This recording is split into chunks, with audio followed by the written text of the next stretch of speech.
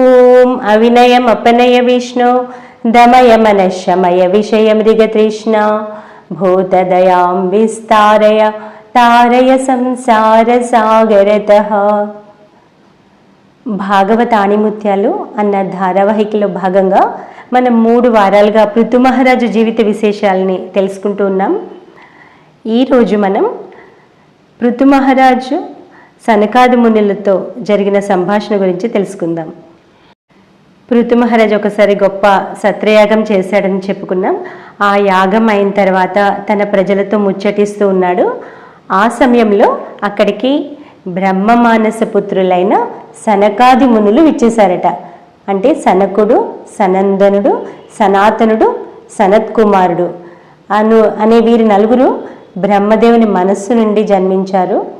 బ్రహ్మ వీరిని సృష్టి కార్యక్రమంలో సహాయం చేయమని కోరినప్పుడు వారు అంగీకరించలేదు. వారు ఆజన్మ బ్రహ్మచారులు, ఆత్మజ్ఞానులు, విశ్వమంతటా ఏ కోరిక లేకుండా తిరుగుతూ బోధిస్తూ ఉంటారు. ఈ సనకాది మునులు విచ్చేయగానే పృథు మహారాజు వారికి స్వాగతం పలకడానికి అనుచరులతో సహా లేచి నిలబడ్డాడు. అర్ఘ్య పాదాదులతో సత్కరించాడు. బంగారు సింహాసనాలపై ఆసీనులను చేశాడు. బంగారు సింహాసనాలపై కూర్చున్న ఆ సనకాదులు హోమకుండాల్లో జ్వలిస్తున్న అగ్నిలాగా తేజోమయంగా కనబడుతున్నారట. వారిని యథోచితంగా పూజించి వారి పాద తీర్థాలను భక్తితో పృథు మహారాజు శిరస్సుపై చల్లుకొన్నాడు.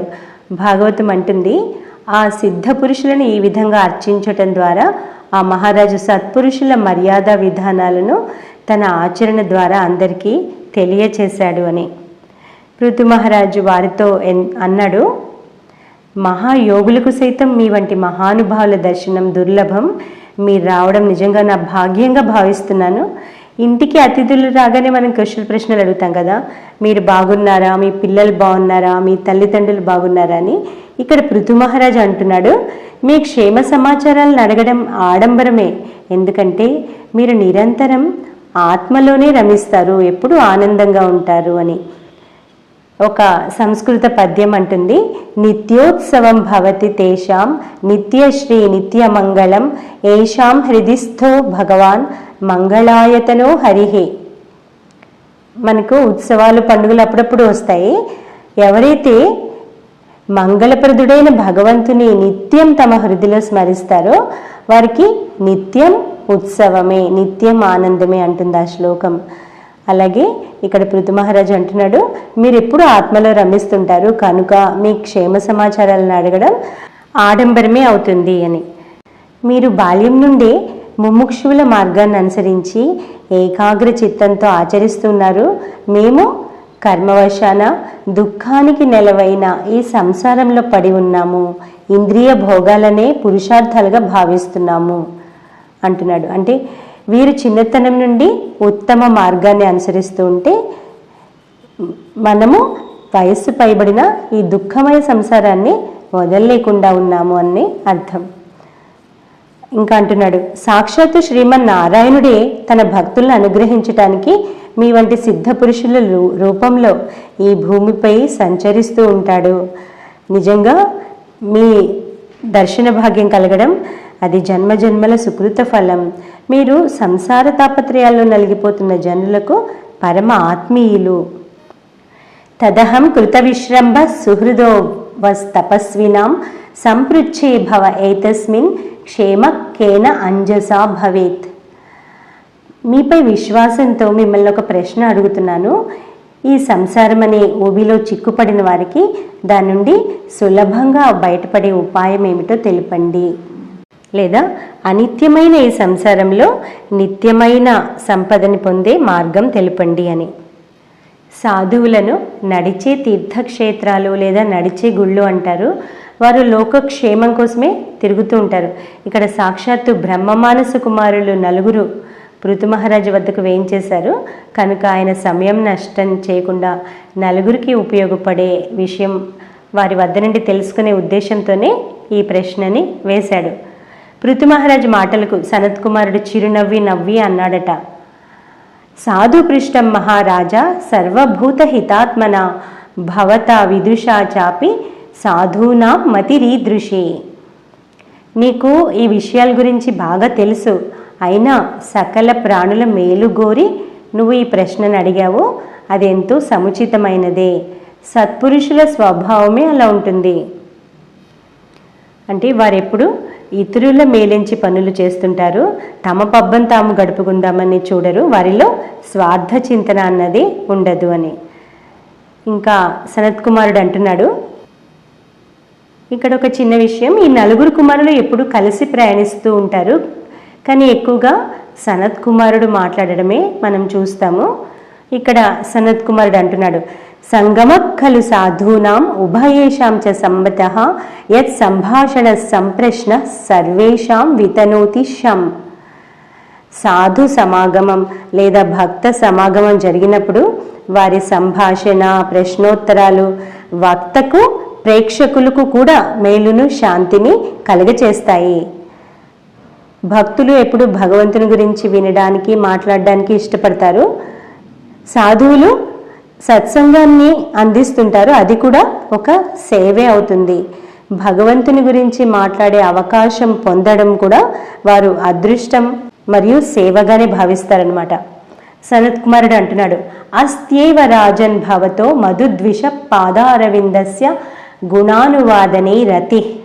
రాజా, నీకు భగవంతుని గుణగణాలను వర్ణించడంలో ఇప్పటికే ఎంతో ప్రీతి ఉంది. మనం 2 వారాల క్రితం చూసాం, పృథు మహారాజుకు శ్రీమన్నారాయణుడు దర్శనమిచ్చి వరం కోరుకోమంటే, నాకు వేరే వరం వద్దు, నీ నామగుణ కీర్తనాలు వినడానికి నా ఈ 2 చెవులు సరిపోవు, నాకు 10,000 చెవులను ప్రసాదించు అన్నాడు. అంటే నీ పట్ల అనన్య భక్తి కలిగేలా దీవించు, ఎప్పుడు నీ నామగుణ కీర్తనాలు చేస్తుండేలాగా వరమయ్యి అని అడిగాడు. ఇక్కడ సనత్ కుమారుడు అంటున్నాడు, అటువంటి ప్రీతి కలగడం దురాప, అంటే అంత సులభం కాదు. విధునోతి నైష్టికి కామం కషాయం మలం అంతరాత్మనః. అటువంటి ప్రేమ ఆ వ్యక్తి యొక్క మనోమాలిన్యాలన్నింటినీ కడిగివేస్తుంది అని. తర్వాత పృథు మహారాజు ప్రశ్నకి ఇప్పుడు జవాబిస్తున్నాడు. శాస్త్రేషు ఇయానేవ సునిశ్చితో నృణాం క్షేమస్య సద్యగ్విమృశేషు హేతుః అసంగ ఆత్మ వ్యతిరిక్త ఆత్మని దృఢారతిర్బ్రహ్మణి నిర్గుణేచయ. శాస్త్రాలు జీవుల శ్రేయస్సును గురించి బాగా విశ్లేషించి చెప్పాయి. ఒక మనిషికి శ్రేయస్సును చేకూర్చేది ఏమిటి అంటే ఆత్మ వ్యతిరిక్తే అసంగః, అంటే అనాత్మ విషయాల్లో, అంటే ప్రాపంచిక విషయాల్లో వైరాగ్యం, మరియు ఆత్మని దృఢారతి, పరమాత్మ పట్ల లేదా భగవంతుని పట్ల తీవ్ర అనురాగం. శ్రీరామకృష్ణుడు కూడా ఎప్పుడు చెప్తుండేవారు, విషయే విరాగ్ ఈశ్వరే అనురాగ్. మనకి ఎప్పుడు తలకిందులుగా ఉంటుంది, ప్రాపంచిక విషయాల పట్ల తీవ్ర ఆసక్తి ఉంటుంది, భగవంతుని పట్ల అనురాగం మాత్రం అంతంత మాత్రంగానే ఉంటుంటుంది. అయితే ఒక మనిషి శ్రేయస్సుకి ముఖ్యంగా కావాల్సినవి ఈ 2, భగవంతుని పట్ల అనురక్తి, విషయాల పట్ల విరక్తి. భగవంతుడు ఒక్కడే శాశ్వతం కనుక భగవంతుని పట్ల భక్తి. విషయ వస్తువులు అశాశ్వతమైనవి, ఆనందాన్నిచ్చే ముసుగులో కష్టాన్ని కలిగిస్తాయి, భగవంతుని నుండి దూరం చేస్తాయి. కనుక వీటి పట్ల వైరాగ్యం, భగవంతుని పట్ల అనురాగం, ఈ 2 మనిషికి క్షేమాన్ని కలిగించేవి అని చెప్తున్నాడు. అయితే ఇవి కలగాలంటే ఏం చేయాలి? సనత్ కుమారుడు అంటున్నాడు, సా శ్రద్ధయా భగవద్ధర్మచర్యయా జిజ్ఞాసయా ఆధ్యాత్మిక యోగనిష్టయా యోగేశ్వరోపాసనయా చ నిత్యం పుణ్యశ్రవ కథయా పుణ్యయా చ. సా శ్రద్ధయా, భక్తి కలగాలంటే మొదట శ్రద్ధ కావాలి. వివేక చూడమనే శ్రద్ధ గురించి అంటుంది, శాస్త్రస్య గురువాక్యస్య సత్యబుద్ధ్యవధారణం అని. శాస్త్ర వాక్యాలు, గురువాక్యాలు సత్యం అన్న విశ్వాసం, వాటిని సత్యమని నమ్మినప్పుడే మనం సాధన ప్రారంభిస్తాము. భగవద్ధర్మచర్యయ, భాగవత ధర్మాలను ఆచరించాలి అంటే సాధన చేయాలి. జిజ్ఞాసయ, భగవంతుని లేదా సత్యాన్ని తెలుసుకోవాలన్న ఆరాటం కావాలి. ఆధ్యాత్మిక యోగ నిష్ఠయ, సాధనలో నిష్ఠ కావాలి. ఈరోజు మొదలుపెట్టి 2 రోజుల తర్వాత ఉత్సాహం పోయింది, వదిలివేయడం కాదు, దీర్ఘకాల నిరంతర అభ్యాసం కావాలి. యోగేశ్వరోపాసనయ, సత్సంగం లేదా సాధు సంఘం అంటే ఆధ్యాత్మిక మార్గంలో పురోగమించిన వారి సహవాసం చేయాలి. అప్పుడే మార్గం సుగమమవుతుంది. ఇంకా నిత్యం పుణ్యశ్రవ కథయా పుణ్యయాచ, భగవంతుని గుణగాణాల శ్రవణం కీర్తనం చేయాలి. ఇలా చేస్తూ ఉంటే భగవంతుని పట్ల అనురాగం కలుగుతుంది అని మరొక చక్కటి శ్లోకం చెప్తున్నాడు. అర్ధేంద్రియారామ సఘోష్ట్య తృష్ణయా తత్సమ్మతానాం అపరిగ్రహేణ చ వివిక్తరుచ్యా పరితోష ఆత్మని వినా హరిర్గుణ పీయూషపానాత్. ధనం, ఇంద్రియారామాన్ని అంటే భోగాలను కోరే వారి సహవాసంపై ఆసక్తి ఉండకూడదు. తర్వాత తత్సమ్మతానాం అపరిగ్రహేణ చ, వారికి అభిమతాలైన అర్ధకామాల నుండి దూరంగా ఉండాలి, లేదా భోగాసక్తి కలవారి నుండి ఏ వస్తువులు స్వీకరించకూడదు. వివిక్త రుచ్య, ఏకాంతవాసంలో రుచి. పరితోష ఆత్మని, పరమాత్మ సహవాసంలో ఆనందం. వినా హరేర్గుణ పీయూష పానాత్, భగవంతుని గుణకీర్తనామృతాన్ని గ్రోలే సమయంలో తప్ప ఇతర సమయాల్లో ఏకాంతవాసంలో పరమాత్మలో ఆనందాన్ని పొందాలి అని ఇంకా అంటున్నాడు. అహింసయా పరమహంస్య చర్యయా స్మృత్యా ముకుంద ఆచరితాగ్ర్య సీధున యమైరకామై నియమైశ్చాప్యనిందయా నిరీహయా ద్వంద్వ తితిక్షయా చ. అహింసయా అంటే అహింసను పాటించాలి. మాటతో కానీ, శారీరకంగా కానీ, మానసికంగా కానీ ఏ ప్రాణిని హింసించకుండా ఉండాలి అని. పరమహంస చర్యయా, పరమహంస మార్గాన్ని అంటే నివృత్తి మార్గాన్ని అనుసరించాలి, లేదా లౌకిక విషయాల పట్ల విముఖత, ఆధ్యాత్మిక విషయాల పట్ల ఆసక్తి కలిగి ఉండాలి. స్మృత్యా ముకుందాచరితాగ్ర్య సీధున, భగవంతుని చరితామృతాన్ని నిత్యం పానం చేయాలి, ధ్యానం చేయాలి. యమై రకామై నియమై అంటే యమాది నియమాలను పాటించాలి. కోరికలు లేకుండా ఉండాలి. అనిందయ, ఎవ్వరిని విమర్శించే మనోభావం ఉండకూడదు. వేరే మార్గంలో ఉన్నవారిని కానీ, ఆధ్యాత్మిక మార్గంలోకి ఇంకా అడుగుపెట్టని వారిని కానీ ఎవ్వరిని నిందించడం తగదు. నిరీహయాచ, స్వార్థం కోసం ఏది కోరకపోవడం. అలాగే ద్వంద్వ తితిక్షయాచ, ప్రపంచంలో ఈ శీతోష్ణాలు, సుఖ దుఃఖాలు, మానాపమానాలు అనే ద్వంద్వాలు ఎప్పుడు అనివార్యంగా ఉంటాయి. వాటిని సమభావంగా తీసుకోవాలి. సనత్ కుమారుడు ఇంకా అంటున్నాడు. హరేర్ ముహుస్తత్పర కర్ణపూర గుణాభిధానేన విజృంభమాణయా భక్త్యా హ్యసంగ సదసత్యనాత్మని స్యాన్ నిర్గుణే బ్రహ్మణి చాంజసారతి. భగవంతుని గుణగానాలను నిత్యం వింటూ ఉంటే భక్తి క్రమంగా పెరుగుతుంది. ఈ విధంగా భక్తి పెరిగినప్పుడు అనాత్మ విషయాల పట్ల వైరాగ్యం కలుగుతుంది. అప్పుడు నిర్గుణ పరబ్రహ్మ పట్ల లేదా పరమాత్మ పట్ల ఆసక్తి కలుగుతుంది. శ్రీరామకృష్ణులు అన్నట్లు, నువ్వు తూర్పు వైపు వెళ్ళిన కొద్దీ పడమర దూరం అవుతుంది. అంటే భగవంతుని మీద ప్రేమ కలిగిన కొద్దీ విషయాల పట్ల వైరాగ్యం దానంతట అదే కలుగుతుంది అని. యదా రతిర్బ్రహ్మణి నైష్టికి పుమాన్ ఆచార్యవాన్ జ్ఞాన విరాగరంహస దహత్యవీర్యం హృదయం జీవకోశం పంచాత్మకం యోనిమివ ఉత్థితో అగ్ని. ఈ విధంగా గురువు మార్గదర్శనంలో భగవంతునిపై అనురక్తి ఏర్పడినప్పుడు జ్ఞాన వైరాగ్యాలు ఏర్పడతాయి. అప్పుడు ఏమవుతుంది? దహత్యవీర్యం హృదయం జీవకోశం పంచాత్మకం యోనిం అన్నాడు. అహంకారం అనే హృదయ గ్రంథిని అది పూర్తిగా దహించి వేస్తుంది. ఎలా అంటే కట్టెల రాపిడి ద్వారా ఏర్పడిన అగ్ని ఆ కట్టెలను దహించి వేసినట్లు అతనిలో జ్ఞాన వైరాగ్యాలు ఉద్భవించినప్పుడు ఆ అగ్ని ద్వారా అతనిలోని వాసనలన్నీ దహించవేయబడి ఆత్మను చుట్టి ఉన్న ఆవరణ నాశనం అవుతుంది. దగ్ధాశయో ముక్త సమస్త తద్గుణో నైవాత్మనో బహిరంతర్విచష్టే పరమాత్మనోర్యద్వ్యవధానం పురస్తాత్ స్వప్నే యథా పురుషస్తద్వినాశే. భౌతిక ఆవరణ నశించినప్పుడు దానికి సంబంధించిన గుణాల నుండి అంటే త్రిగుణాల నుండి ముక్తుడవుతాడు. అప్పుడు జీవాత్మకు పరమాత్మకు భేదం గాంచడు, ఒకే పరమాత్మను చూస్తాడు. కళలు కనిపించినవి మనిషి మేల్కొన్నాక మాయమవుతాయి. అలాగే ఆత్మజ్ఞానం కలిగాక ఇంతకు ముందు అతను గాంచిన ప్రపంచం, అతను అనుభవించిన సుఖ దుఃఖాలు ఇంకా గోచరించు అని. తర్వాత సనత్ కుమారుడు అంటున్నాడు, అద్దం లేదా నీరు ఉన్నప్పుడే ప్రతిబింబం కనబడుతుంది, నేను వేరు ప్రతిబింబం వేరు అన్న భావన కలుగుతుంది. నీరు అద్దం అనే ఉపాధులేవి లేనప్పుడు ప్రతిబింబం ఉండదు, బింబం మాత్రమే ఉంటుంది, అంటే అసలు వస్తువు మాత్రమే ఉంటుంది అని. తర్వాత ఆధ్యాత్మిక మార్గంలో కలిగే విఘ్నాలను గురించి హెచ్చరిస్తున్నాడు. చెరువు చుట్టూ ఉన్న గడ్డి మొక్కలు ఏం చేస్తే తమ వేళ్ల ద్వారా చెరువులోని జలాన్ని లాగివేస్తాయి. అలాగే విషయాసక్తమైనప్పుడు మనస్సు ఏం చేస్తుంది, బుద్ధి యొక్క ఆలోచన శక్తిని నశింపచేస్తుంది, బుద్ధిని ఇంద్రియాల వైపు ఆకర్షించేలా చేస్తుంది. అప్పుడు ఆలోచన శక్తి నశిస్తే పూర్వాపర స్మృతి భ్రష్టమవుతుంది, స్మృతి భ్రంశం అయితే జ్ఞానం దెబ్బతింటుంది, ఆత్మనాశం అవుతుంది. ధనం గురించి, ఇంద్రియ విషయాల గురించి నిరంతరం ఆలోచిస్తూ ఉంటే ఆత్మజ్ఞానం మరుగున పడుతుంది.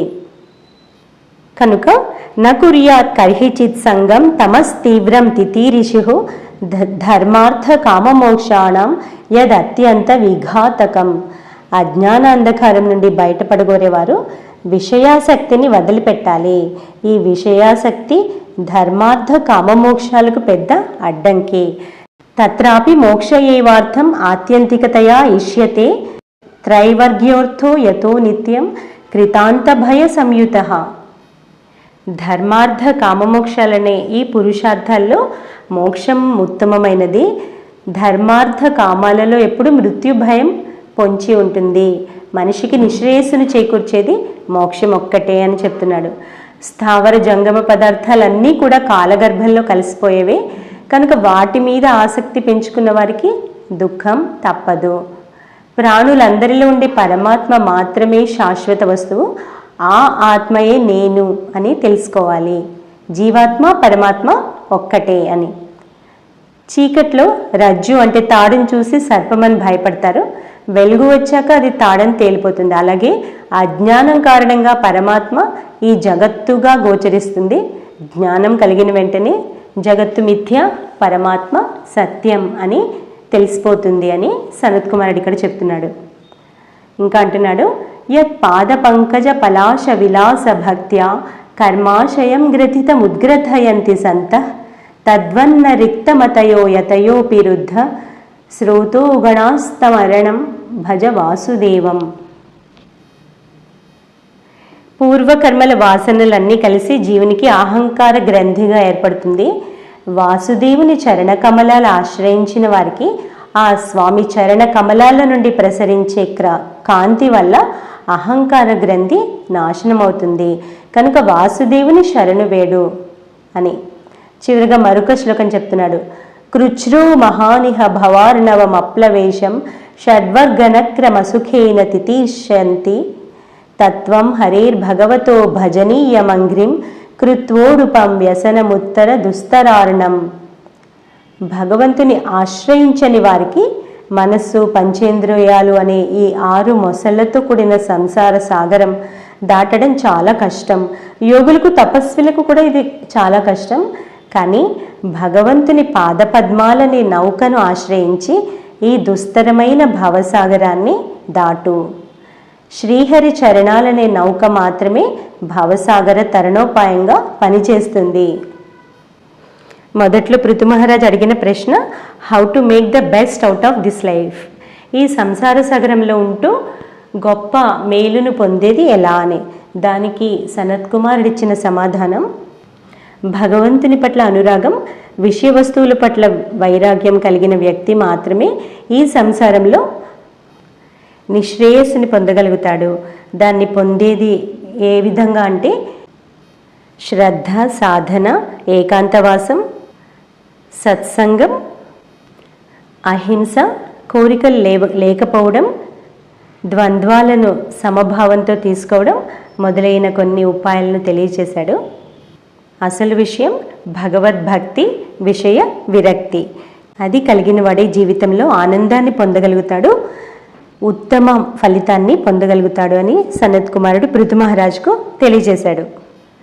సనత్కుమారుని మాటలు విని పృథు మహారాజ్ ఎంతో సంతోషంతో ఇలా అన్నాడట, ఇప్పటికే శ్రీహరి దర్శనమిచ్చి నన్ను అనుగ్రహించాడు, దాని సంపూర్ణ ఫలాన్ని ప్రసాదించటానికి మీరు ఇక్కడికి విచ్చేశారు. మీరెంతో దయాళువులు. మీరు చేసిన అమూల్యమైన ఉపదేశానికి బదులుగా నేను మీకేమివ్వగలను? ఈ శరీరం, రాజ్యం అన్నీ మీ వంటి సాధు పురుషుల అనుగ్రహ ఫలమే. నాది అనదగ్గదేమీ నా వద్ద లేదు. మీరు వేదాల తత్వాన్ని బాగా ఎరిగినవారు. ఆధ్యాత్మ తత్వాన్ని చక్కగా విచారించి భక్తి మార్గాన్ని మాకు ఉపదేశించారు. మాపై అంతులేని కరుణను కురిపించారు. మీరు చేసిన మహోపకారానికి తల వంచి 2 చేతులను జోడించడం కంటే ఎక్కువ ఇంకేమి ఇవ్వగలను? ఏమైనా ఇవ్వడానికి సాహసించినా అది హాస్యాస్పదమే అవుతుంది.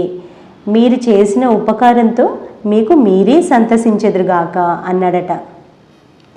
సాధు సత్తములు కానుకలు ఆశించరు. వారికి కానుకలతో పని లేదు. వారు చేసిన ఉపకారానికి బదులుగా వారు మన నుండి ఆశించేది మనం కూడా ఆధ్యాత్మిక మార్గంలో ముందుకు సాగడం. అదే వారికి సంతృప్తినిచ్చేది. ఈ విధంగానే మనం ఋషి రుణాన్ని తీర్చుకోగలుగుతాం.